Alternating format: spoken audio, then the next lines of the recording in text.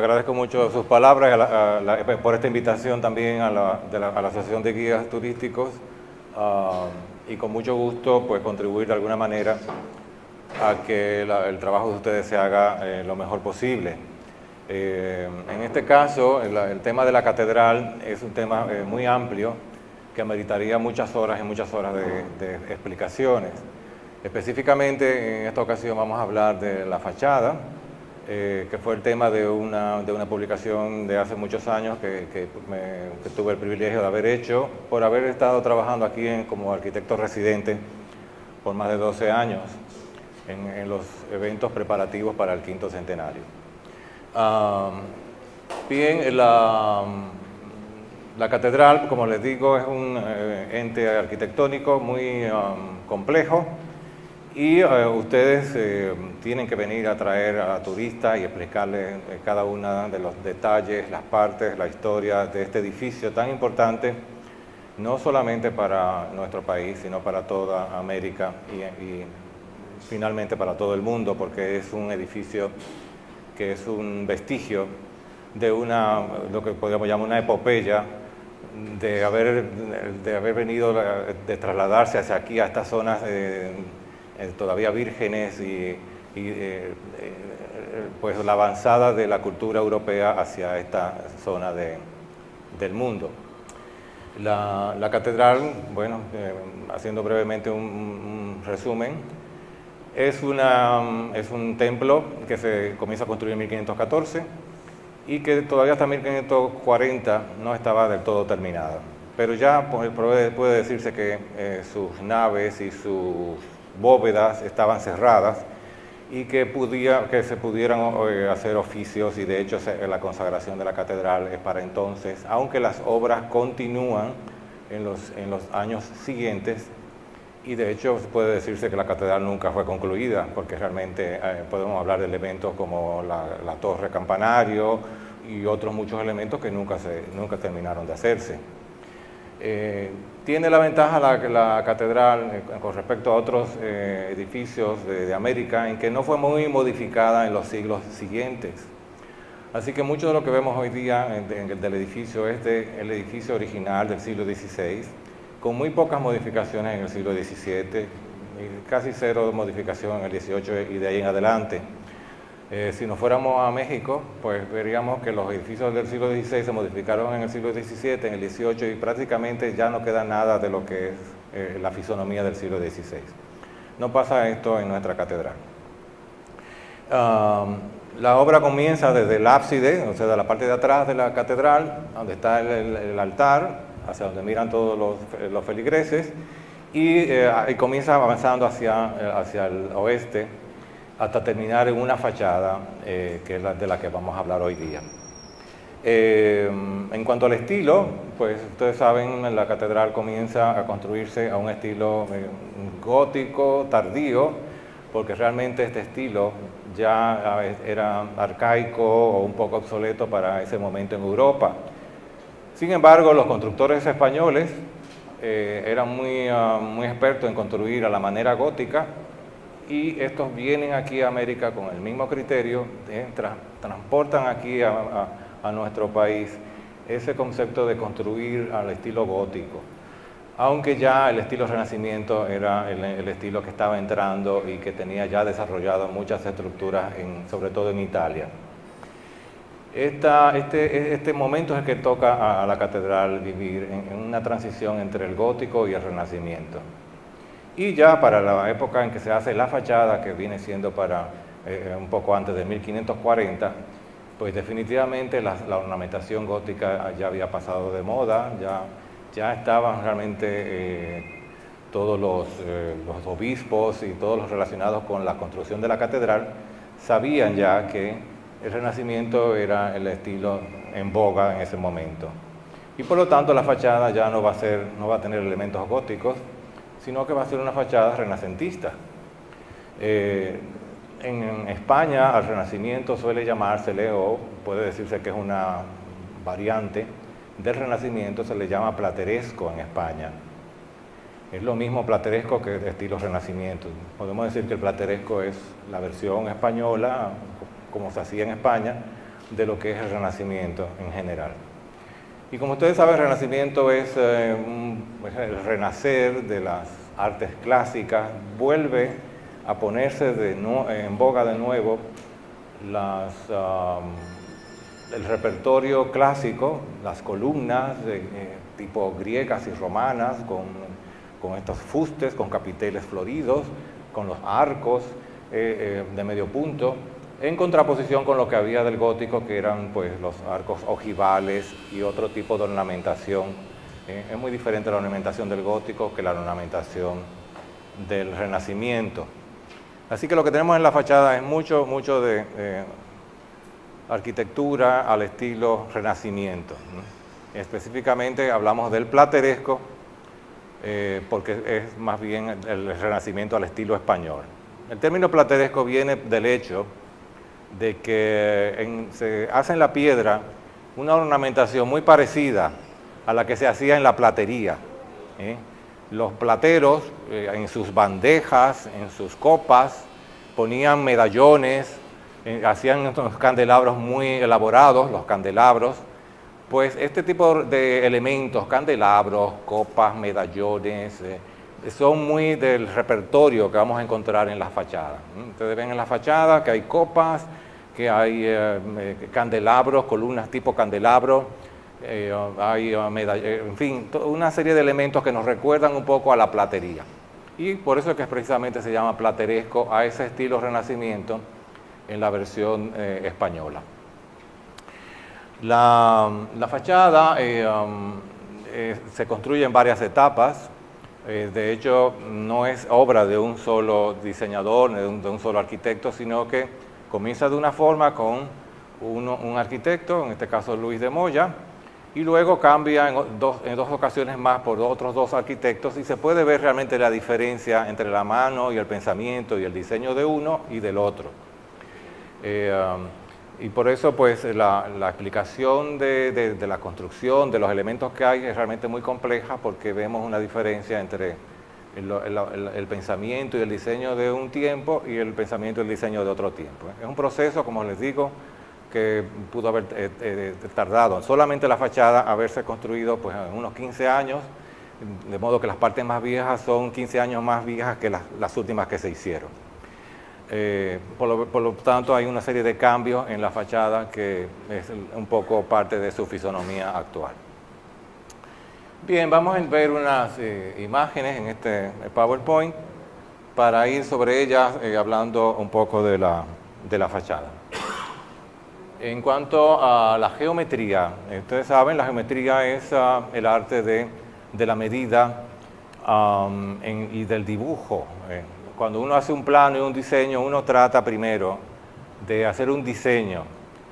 Y el diseño pues se hace sobre el papel, pasa de nuestra imaginación hacia un papel, vaciamos en el papel nuestras ideas, las ideas que queremos, como lo que queremos de nuestra fachada, primero la planteamos en el papel y examinamos las posibilidades, vemos lo que se puede, lo que no se puede, dónde se puede acentuar algo, antes ya de emprender ya una obra definitiva. La geometría es parte de ese proceso del diseño, del proyecto que se va a hacer, antes de hacerlo. Por lo tanto, es algo que en la medida que se empleó mucho tiempo en esos diseños, en las revisiones, en las correcciones, en esa medida la obra va a ser mejor elaborada, va a tener menos errores, va a estar de acuerdo a un mayor número de personas. Y es lo que hacemos hoy día, primero hacemos planos y luego hacemos la construcción. La geometría pues es parte de esos dibujos y todas esas concepciones que queremos tener en este caso con respecto a la fachada.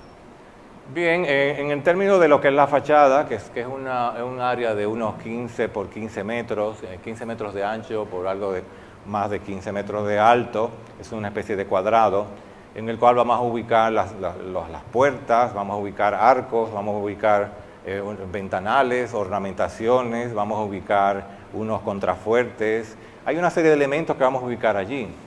Desde la antigüedad, la mayoría de los edificios pues se construyen de esta manera. Primero, hay todo un estudio a partir de lo que el arquitecto imagina y sueña y cree que está en boca. hay toda una serie de conceptos en cuanto a la forma de los objetos, y desde la antigüedad sabemos que una de las mayores leyes es la proporción que hay entre las partes con el todo. Básicamente es ver en qué punto las cosas están mejor puestas que en otras. Por ejemplo, la puerta, si la ubicamos al centro de la fachada es por una razón. Pudo haber estado a un lado, pudo haber estado arriba, pero hay una razón para ponerla al centro, abajo, y de modo que gire alrededor de ella una serie de elementos. O sea, todo tiene como una especie de ley para uno ubicar todos los elementos en el lugar que debe estar, en el lugar que se ve bien, en el lugar que se percibe en cada una de sus partes. Y nuestra catedral también está diseñada con ese criterio. Una de las más conocidas leyes de proporción es la que se llama la sección áurea, en donde los elementos se colocan de una manera que son incluso armónicas con la naturaleza, con el cuerpo humano. Se ha visto y estudiado que objetos de la naturaleza, como los caracoles, tienen un diseño entre sus líneas que tienen que ver con esa sección áurea. Es decir, que las cosas estén en una posición correcta, que impliquen un crecimiento, etc. Y eso hace que al nosotros percibir a la obra de arte, en este caso una fachada de una catedral, nos sintamos identificados, veamos que es armonioso, que está correcto, y pues por lo tanto ese criterio va a imponerse en el diseño de la fachada. Las pirámides son construidas de esta manera, no es una casualidad que tenga la altura y el ancho y la base, todo está hecho para que realmente tenga una proporción correcta, armónica. Todo esto son fórmulas que, como les digo, a partir de la misma naturaleza pueden ser transportadas a la arquitectura. Diseños de vasos, de espejos, todos tienen una serie de trazados que nos permiten que todos los elementos de un objeto, por más sencillo que sea, estén colocadas en la posición y la proporción correcta. Estos son otros ejemplos de trazados que desde la antigüedad se están haciendo para el diseño de objetos de arte en específico.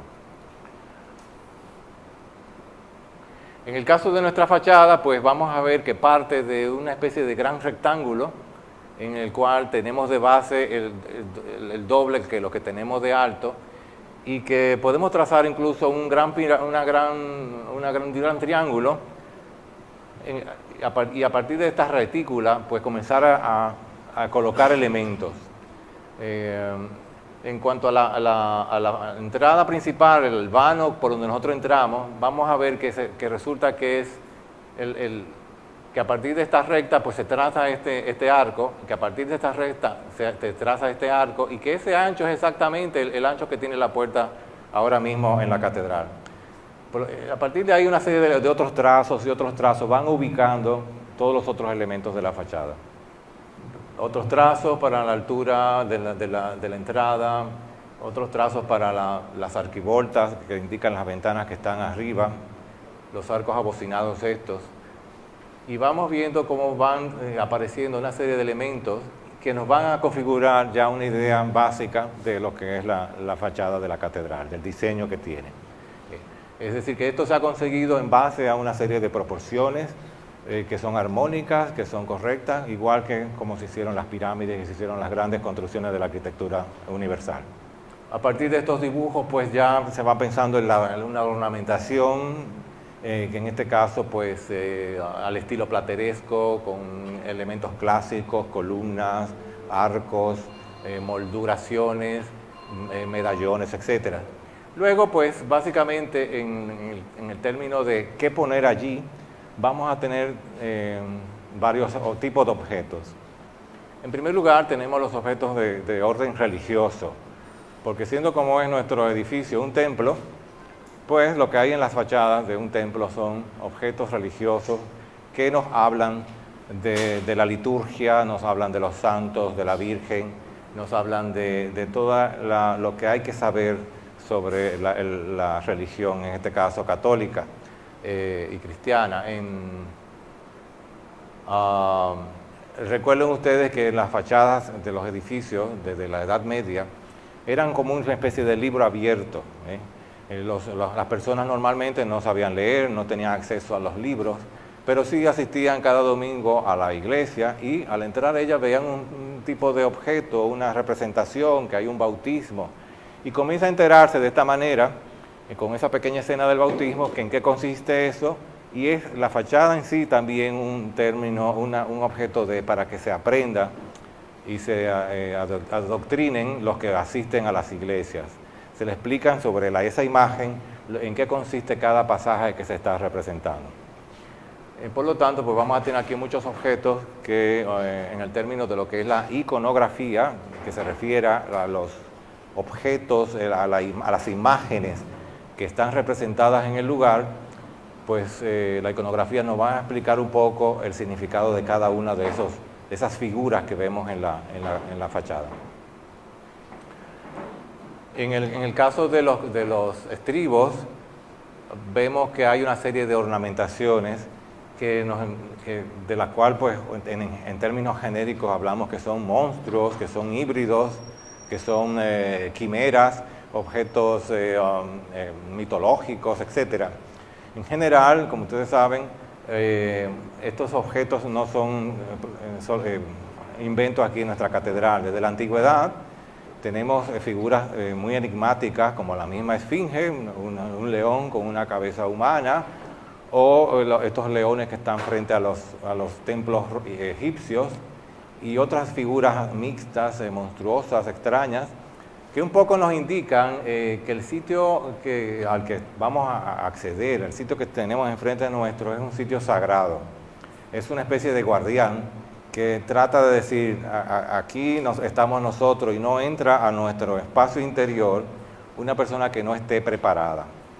Por lo tanto, esto es lo que nos indica que el sitio es un sitio, primero que nada, sagrado, y que hay que estar preparado para entrar y asistir a los ceremoniales que hay en el interior.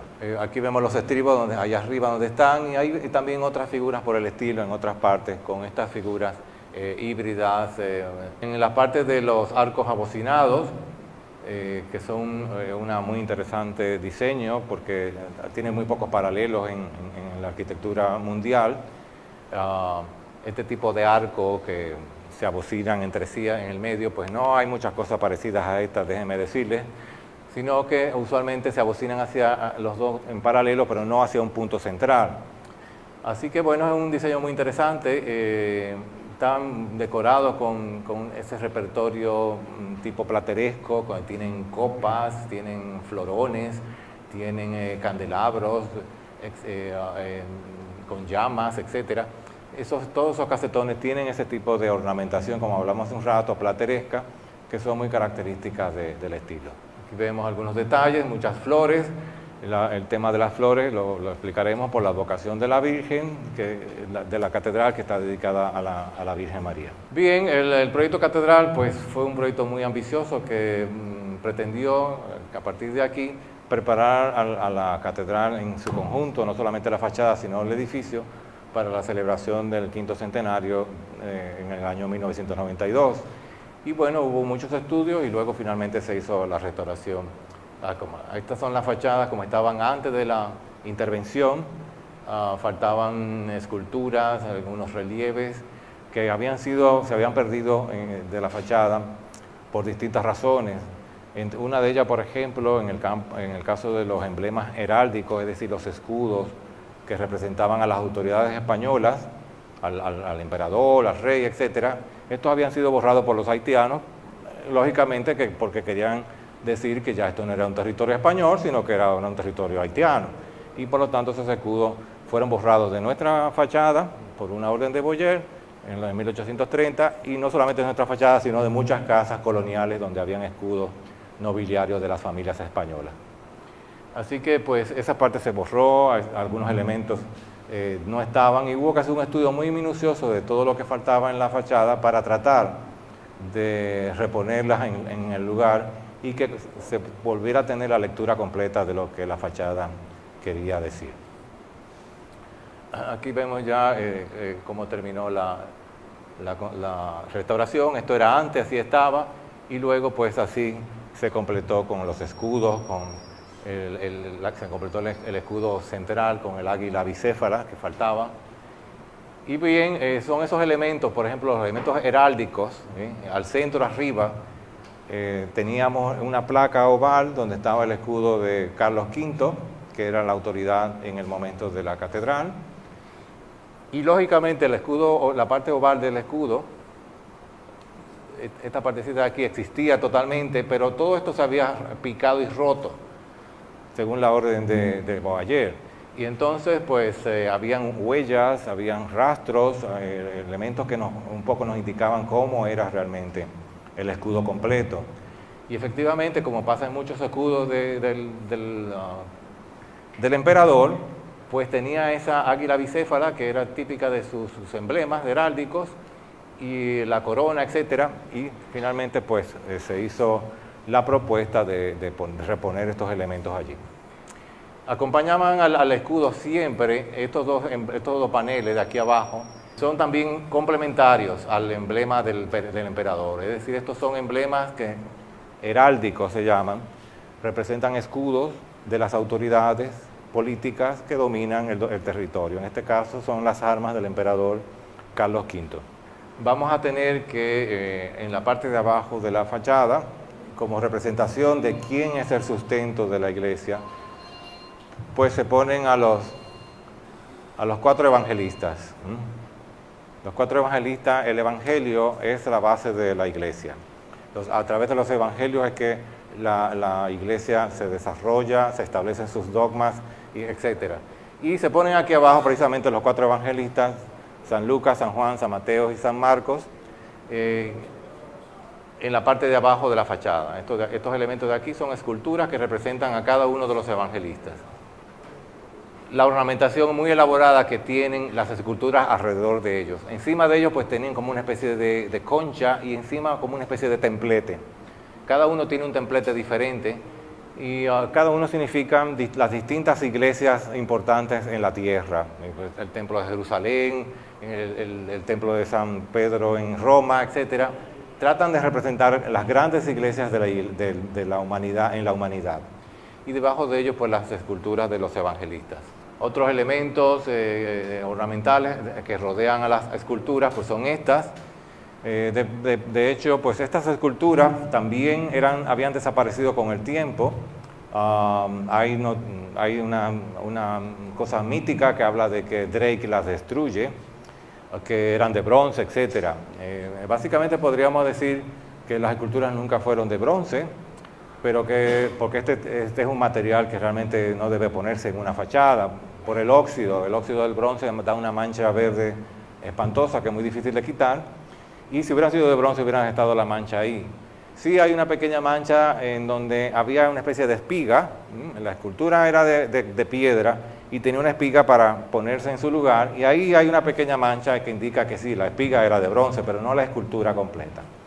Eso pues indica que sí, que hubieron unas esculturas allí. Que Drake la destruyera o no, pues no hay una evidencia total de ello. Pudo haber sido como no pudo haber sido. Recuerden que Drake está en la catedral en un mes completo, ahí donde duerme, en la capilla de Santa Ana, en una hamaca, y en ese mes se dedica a hacer terror, destruyendo, quemando y haciendo una serie de fechorías para conseguir el botín que él quería. Pero no podemos decir que las esculturas fueron destruidas por Drake. Pudieron haber sido destruidas por un terremoto o el tiempo, etcétera, o alguien se las llevó, pero no específicamente Drake, porque la razón por la que hablaban de Drake era que eran de bronce y que la había fundido para hacer bolas de cañón. Todo eso es totalmente una cosa mítica que no se conforma con ninguna realidad. Otra imagen de las esculturas. Fueron un diseño nuevo que se hizo para el año 1992. Se pidió que fueran unas esculturas neutras, sin mucho, que no tuvieran un papel muy protagónico, sino que formaran parte de la ornamentación general de la fachada.